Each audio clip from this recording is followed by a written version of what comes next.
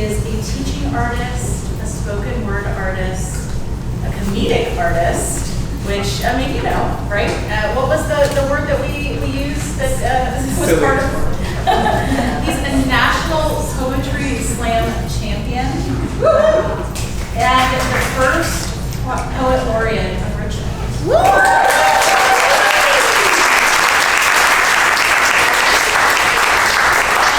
More proudly, a proud father of 3.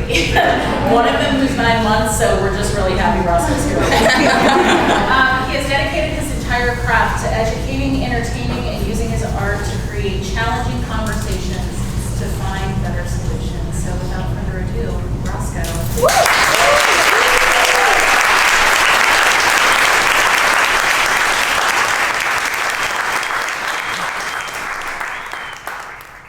All right, what's good, y'all? Hey. Okay, man. This is early. I guess truth be told, if I had like a regular job, then I wouldn't have been here. You know what I'm saying? But I have a 9-month-old, so I'm up at like 3 anyway. So I'm ready to go to sleep now. I'm also an artist, which means like when I say mornings, I mean like 11:59. So when they were like, yeah, be here by 7:30, I was like, 7:30? Whoa, now, wait, I'll see you later. I'm really, really happy to be here. I'm happy to be talking about acceptance. I didn't really know what to do. That's just me being like fully transparent. I didn't really know how to attack this. As acceptance, depending on the context, can mean so many different things, right? And so I decided to like not pick anything. I decided that because acceptance can mean so many things, right? Because that's how the English language works. We take one word and we give it like 13 definitions that don't mean the last one. I want to talk about what acceptance can look like in a bunch of different forms, right? I think it's interesting, and I wasn't originally going to point this out, but I think that that destructing Karen conversation is really necessary, right? It's like really, really necessary. But I also have to say, deconstructing Karen is hilarious. That is, man, whoever came up with that, good job, creative marketing team. I just want to go there just to see how they do it, all right? Just how are we taking Karen apart here? Man, don't miss it. Don't miss it. Don't miss it. Anybody a fan of John Mulaney? Yeah? So John Mulaney has this joke from like a prior special, and he talks about using a word that we normally use for little person, right? And he's like, for all intents and purposes, I'm gonna say the word, right? It's midget. Don't cancel me. So he talks about saying one used midget in this like comedic sketch, and then his boss says you can't use the word midget because it's just as bad as the N-word. And he was like, no, it's not. He's like, because one of the words we can't even say. And so it makes me think about a conversation I had with somebody who said Karen is a slur and it's just as bad as the N-word. And I was like, no, it's not. First of all, it's a name, and you're not going to go around calling your friends the K-word, all right? You're just not going to do it. You're not. Also, we've never sat down and deconstructed the N-word, so I say we're approaching this pretty differently.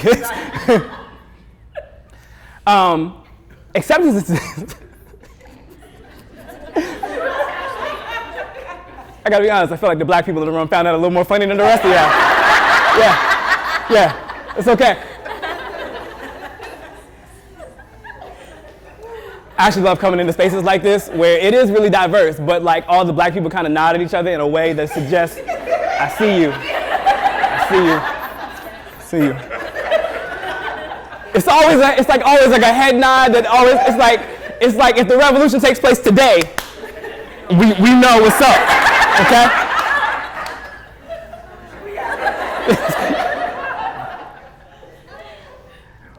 We talk about acceptance pretty often, and it becomes like a really kind of contentious conversation on what that really means.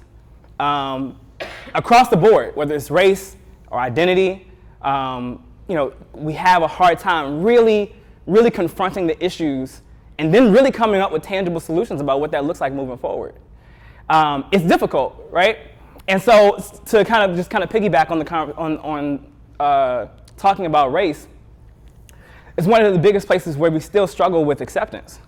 And there's a few things that happen, right? There's accepting that we are different, that we look different, right? But we're all human, right? And thus deserve to be all treated like human beings, all right? With the same rights and, the same access and all those things, right? But it doesn't always happen across the board, right? Even now, in 2023, we're still having some of the same conversations about race that my grandmother's peers were having about race, that my mother's peers were having, that my great-grandmother's generation was having. And that's a problem, right? And one of the things that gets the most contentious, is privilege. Ooh. I just saw a few white people clench just immediately, right there. Not this again. I'm the poster child. I appreciate you. We doing high fives? Can I get a high five? It's a difficult conversation, right? It's a difficult conversation because, like, what is that, right? What is privilege, right? And it doesn't always mean that your life was better, right? Anybody come from, like, working class folk, right? Yeah, all right. Had to pay for school, yeah? So it doesn't mean that your life was automatically better. That's not what we're saying when we talk about privilege. What we are saying is that there are certain dangers and certain things that exist in this world that you never have to worry about because of your race. Right? There are certain concerns, certain fears I have walking outside every day that you will never have to worry about. And there is a privilege that comes with that. Here's the example I always give, right, to kind of take some of the pressure off. I think there is a male privilege that exists in America, or in most places in the world. There are things that I never have to worry about that one of my best friends, my best friend Mimi is here. Say hi to Mimi. No particular reason, I just wanted to casually put her on the spot. There's things that I don't have to worry about every day that Mimi might have to worry about every time she walks out, right? There's rape culture, particularly in different cultures and in different countries, even in America, is disgusting, right? Things that I just never have to consider on a regular basis every day, right? So I don't have to worry about how late I go out. I don't have to worry about how many people are with me, right? Am I going out in small groups? Am I going out alone? How late is it? What time should I be in? Do I have to have my keys splayed through my fingers, right, as a form of protection? I just go out and I have fun and I just don't have to worry about those things, right? There's a privilege that comes with that, right? I need to recognize that so that I can do whatever I can, whatever privileges I'm afforded, I can do whatever I can to make her life, your life, a little easier, right? When we're talking about race, there are things that come with looking a certain way in this country that you may not have to worry about all the time. And there's a privilege that comes with that. So it's like, well, how are you using your privilege? How are you using whatever platform you have, whatever things you are afforded, whatever access to make somebody else's life who looks a little bit different than you a little easier, right? That's what we really mean by acceptance, right? Not tolerance. I hate the word tolerance. I don't want to be tolerated when I'm somewhere, all right? I've done that before. It's not fun, all right? I want to be accepted for who I am and what I look like and how I show up in the world. Metaphysics 101 for white privilege. So like if a tree falls in the forest and the people in the forest claim not to hear it, did it make a sound? What if the tree was rosewood burning? What if the tree were planted right in the middle of Tulsa, Oklahoma? What if the tree were a dark shade of brown? Would it matter then? Or are you one of those all trees matter kind of people? What if the tree didn't just fall? What if the tree were chopped down? What if the axe was targeting that tree? What if that tree only made up about 13% of the forest, but for some reason made up 60% of the caskets? What if the tree had both of its branches stretched like the first day of spring? What if the tree tried to comply and still died? Is this death still a death? Is death a death when no one recognizes the life? Metaphysics is a broad philosophy full of questions. Challenges what we think is real. How things can be both seen and unseen at once, like sound, like breath, like God, like death, like people of color in America. Now, the nature of being That is the perennial topic in metaphysics. And when discussing race, poses a question that only white people get to ask themselves in this country: what does it mean to be? And that is privilege. The ability to question and then decide. The ability to create the standard, create the norm, and then live in it without even knowing it. The ability to tell, because people of color in America are often told what to be. Be cargo, be commodity, be cash crop, be free, but this water fountain free. Be this side of the border, be underfunded, underprivileged, underrepresented, and then overwhelmed. Be affirmative action. Because they'll swear that you got it by affirmative action. But historically, affirmative action has helped more white women than any other demographic. So really, it's be just enough to make a campus look diverse. Be hired. Be just enough to make an office look diverse. Be voting when they need you and voting when it's convenient, and then when you don't, and when they don't, be gerrymandered out of a voice. Be quiet, because if it doesn't make a sound, well then it must not exist. This country is full of static, all white noise and erasure, and just because you didn't create the interference doesn't mean you don't benefit from it. But you can't make the struggle in my skin a theory. We are not a hypothesis. We are absolute. We are undeniable truth, and the truth is, it isn't always MAGA hats and rebel flags that is our plight. You know, sometimes it's the people standing idly by, pretending they don't hear us fall.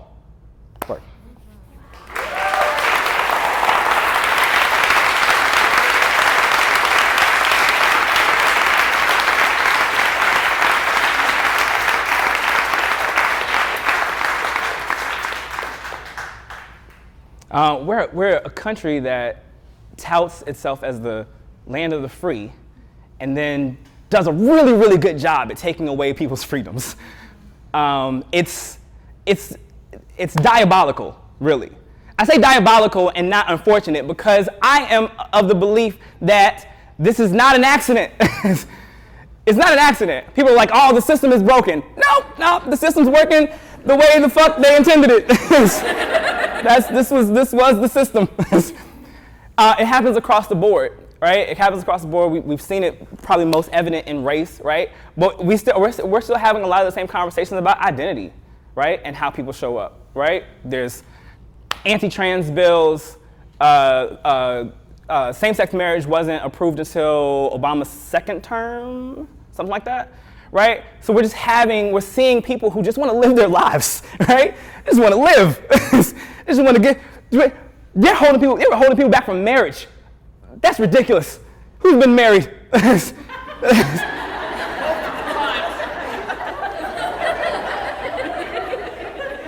You wanted to keep them from this?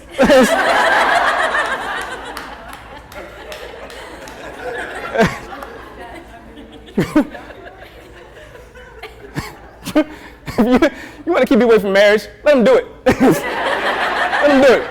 Figure out what the fuck is actually going on over here. I've been divorced twice. Go ahead, you can have it. It's ridiculous, right? People who just want to show up and be who they are. And it starts, it doesn't start with government. It doesn't start there. It doesn't start with laws. It starts with how we interact with each other, right? And with things that we do and don't accept. It starts with some of the language that we use, right? Some of the opinions that we've worked up over time, the opinions that really have been passed down to us that we've accepted, right? And that causes this level of intolerance. So, I think about it often now that I have children. Not that I didn't consider it before, but I think sometimes like when you're responsible for other people's lives, there's certain things that kind of show up in a different way than it did before, right? And I'm constantly thinking about the things that my kids are going to have to endure as they approach the world, as they grow into adulthood. There's things that I worry about for my daughters. And then my son was a different experience because I know some of the ways that my family really dropped the ball when raising me. And one of those things was just letting me be whoever I was whenever I was it. But we kind of box up little boys and about what they're allowed to have access to, what they're allowed to enjoy. And some of that goes along with identity, right? They don't want their son to be gay, right? So you can't play with the dolls, and you can't do this, and you can't do that. You got to man up, man up, man up, and not really even knowing what that really means as a child. And so there's one of the things where I was like, this is not going to happen in my house, right? This is something that I don't want my kids to also have to endure, because I also had to endure those things, right? So my son flutters about the house, arms out in no direction like a butterfly, playing tag with his own shadow. One Halloween, a butterfly is what he asks to be, unprompted. Now, he knows nothing of what society associates with fancy colors and flutter. He just loves butterflies. Now, I don't know if you know how hard it is to find a boy butterfly costume.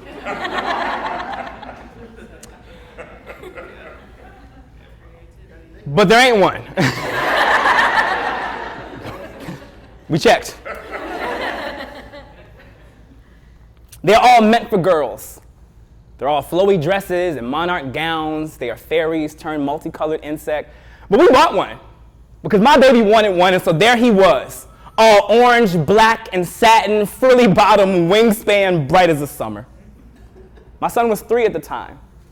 Doesn't know what a dress is. Doesn't address it as a dress when he sees it. Just imagines himself dressed royally, dressed to the nines, free from his chrysalis. When I was a boy, we couldn't be butterflies. At best, you could be like a wasp. You could sting or be stung, something that hurts but never chrysalis. A chrysalis hardens and then it births a rainbow. A chrysalis allows what's inside to become new. And I was taught that boys don't get to rainbow. You can scab, a scab hardens and then births a scar. It's ironic because boys, they make it out of their childhood but are often scarred by it. He was so fascinated with butterflies that we learned a few things, like how some wings are poisonous.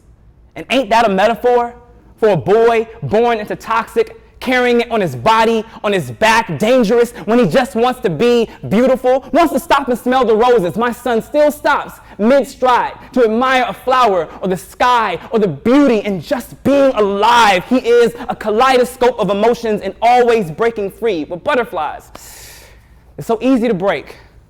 And that is what scares me most, that some human is going to rip away at his delicate innocence. You know, I learned that when you touch a butterfly's wings, it kills 1,000,000 tiny scales. And this is when a monarch loses his color.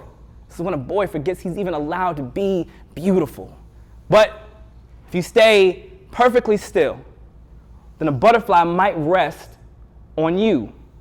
So now I am trying to soften my primitive hands so that he lives like a butterfly, doesn't die like a man. Instead, I admire him in his butterfly costume as he twirls and boasts and still plays with all the trucks and trains and little boy things. And sometimes he'll rest his head on my palm as if to tell me, thank you for giving him wings. And all of this happens while I'm in my own shell, learning from him how to be free. Work.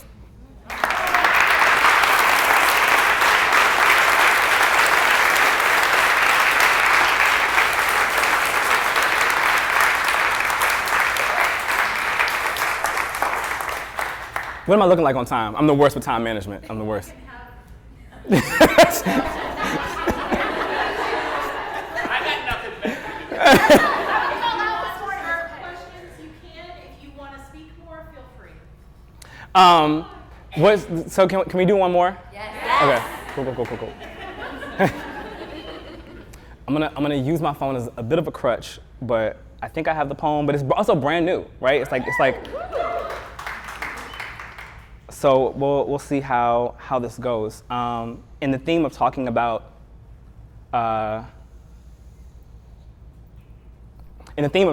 acceptance, things we shouldn't accept, things I hope that one day we will. There are times where acceptance is necessary, right? It's like a part of the process. It's something that we have to come to terms with, right? There's things in the world that we see that we do accept, that we shouldn't accept, and we have to fight against those things. And there's some things that happen in our lives where we don't have any choice but to accept those things. So I lost my mom after a long-fought battle with cancer. I lost her at the end of December 15th, 2021. That date just rings out in my mind every single day. It is, it's now been, we're approaching like 2 years past, but I still feel it like it happened just yesterday. I am actually having a very difficult time with that, to be fully transparent. But it's one of those things where I don't have, you gotta accept it. I can't change it. I want to. I am still trying to figure out if there's a way to, but I don't have access to the multiverse just yet, and saying Doctor Strange doesn't answer the phone. It's a complicated thing. All right. So I'm in this process. Where I'm trying to figure out how to move forward and just be a regular person, even while dealing with all this grief. And we. It's another thing that we don't really talk about enough, right? We keep grief to ourselves a lot, right? And we know that everyone experiences loss, but we don't often have these open conversations about what that has looked like from person to person and the challenges you may be facing as you go through these stages of grief, as they say. So, 5 things they don't tell you about grief. 1, denial is an understatement. No matter how long I watched my mother sink, every day I cried enough to drown an ocean, hoping that she would rise like a tide, but instead she was given back to me as sand in an hourglass. Every day I try to turn the ashes in hopes to rewind, and nothing. They say that the hands of time are always moving forward. What they don't tell you is that in grief, the hands will strangle you. 2, anger could have been the name of every stage of grief and it still would have been accurate. I was angry in my denial.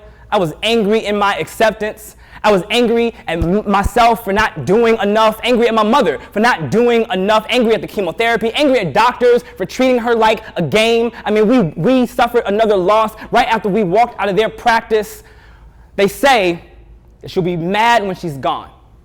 What they don't tell you is that you'll be furious watching other people celebrate Mother's Day. 3, and this is why we use the crutch. 3, depending on your religion, you will not do much bargaining. I will not barter with a God that let his own son die swiftly in front of him and let my mother die slowly in front of me. Doesn't feel fair. I mean, my dad was the deadbeat, but my mom died first. Every day, I offer to trade them. All right, so you may bargain a little, even if you have nothing to offer. 4 was a stage of cancer when my mother got diagnosed. The 4th stage of grief is depression. And I think that depression is a cancer. One that was growing in my mother long before she got her diagnosis. I mean, back when her father disowned her, or back when her mother treated her like a mistake, or when her oldest son was locked away for 20 years. You know, what they don't tell you is that depression is more of a trap door than it is a stage. 5, they say acceptance comes in the end. The catch is there is no end, and that grief is a jump scare on repeat. You may go months without sobbing and then boo. The ghost of grief makes every name sound like your mother. It reminds me that I handed her body to a healthcare system that cared more about our insurance than ensuring me she'd be okay. That I have accepted that nothing guarantees that people will care about the person that you cared for, not doctors, not family. They will all say, gone too soon, but did nothing to keep you here. They don't tell you that the 5 stages are all performances in a show you never wanted to be in front of an audience you don't want to show your tears to, and the reality is that the show has to go on until your curtain closes and you pass this song and dance on to the ones who will someday grieve you.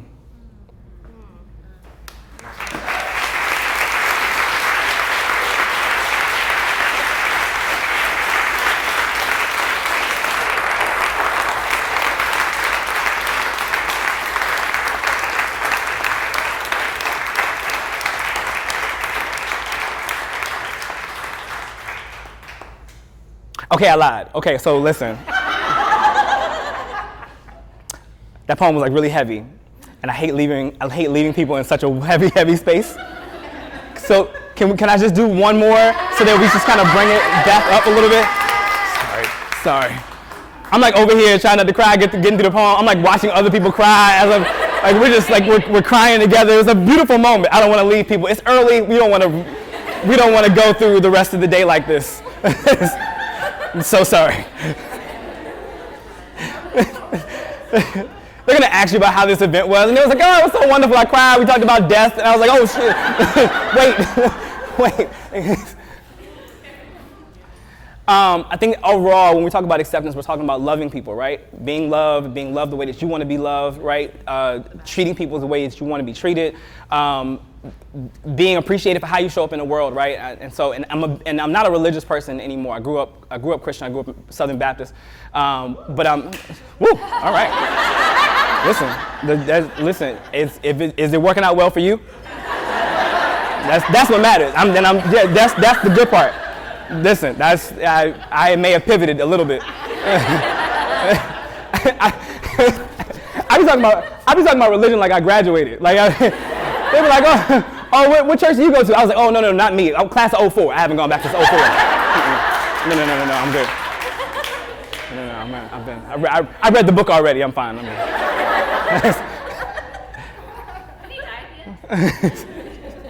But I believe in love, though, right? Because I think that's the universal term when we're talking about religion, when we're talking about people, right? The universal theme is love, right? Even when we're talking about acceptance, we're talking about love, right? And we're talking about showing love and really embodying what that means, right? My friend says love is an action word. So that's how I carry it now. When I think about just how we interact, no matter what you are, how you show up in the world, what your identity is, color, all that, right? It's important that, one, you love yourself, right, for how you show up in the world. And then you treat others with that same type of love, right? So they say in the beginning was the Word, and the Word was God, and the Word was with God. So when I'm speaking these words, this isn't poetic rhetoric, this is me trying to get back to the sentence from which I came. Love. Love is like 2 or 3 different, more concrete emotions all rolled into one mass, combined with flesh and speech to create man.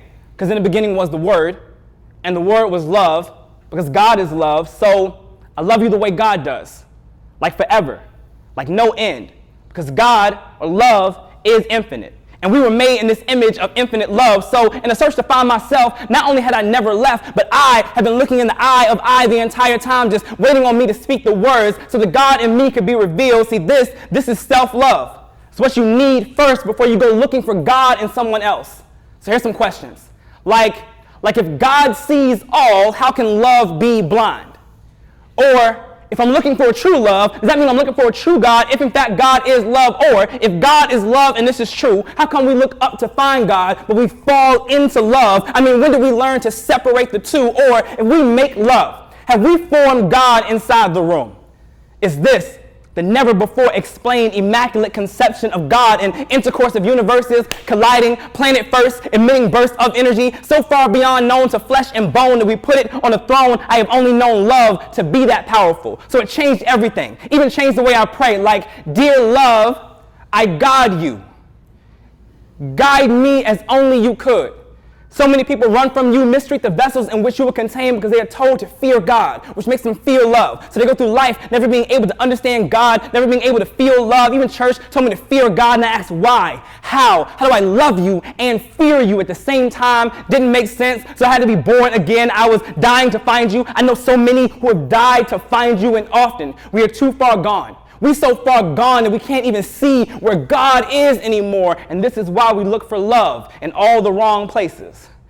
So in hopes that everyone finds their one true God, in love's name I pray. Amen. That's my time.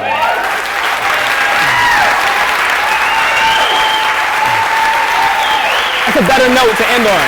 That's a better note. That's a better note to end on.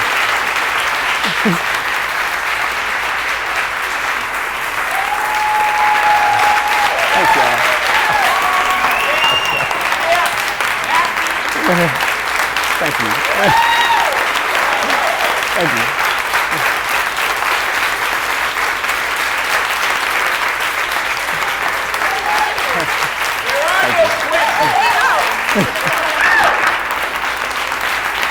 All right.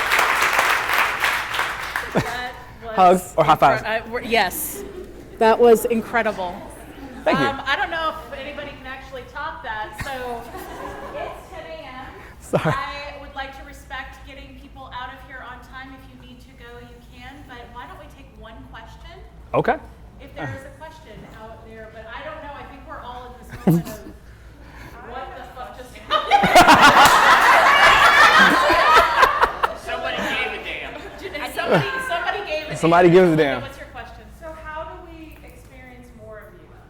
Oh, that's a perfect question. I appreciate that. So follow me on social media. That's my social media. It's Roscoe Burnems. And then I also run an art collective. It's called The Writer's Den. So if you follow us on all social media, mostly Facebook and Instagram is probably where we're the most active. But it's The Writer's Den RVA, right? Spelled the way it's supposed to be spelled. We ain't put no underscores in that junk. There's no X's on the ends. No threes where the E is supposed to be. It's just The Writer's Den RVA on pretty much all social media. So follow us there.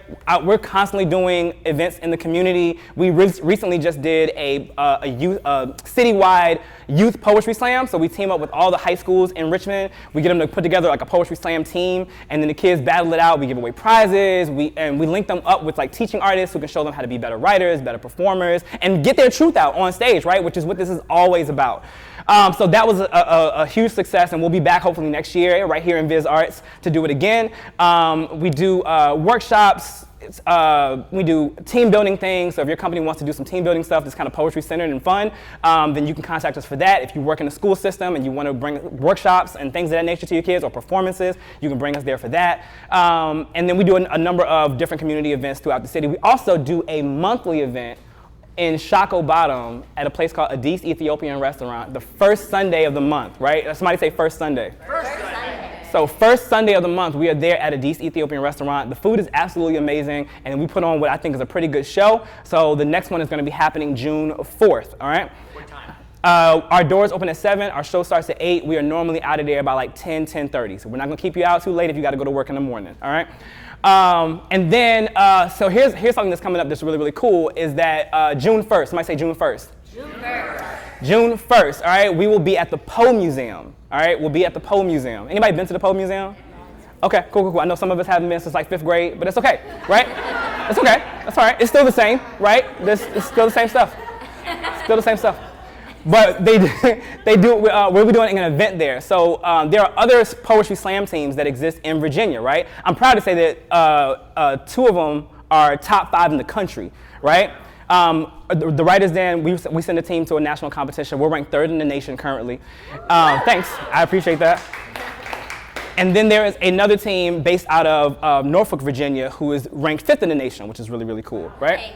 And then there is a fairly new team that competed last year called Rich Inc. And so we're going to have kind of a battle of the best of VA, right? So all these poetry slam teams are going to be coming. We're going to compete against each other. It's going to be like lots of super engaging poems. There's going to be like group pieces where poets perform together, individual things. It's going to be like a really, really good time. So if you've never seen a poetry slam before, this would be like the perfect opportunity for you to see like one in like full effect. Say word.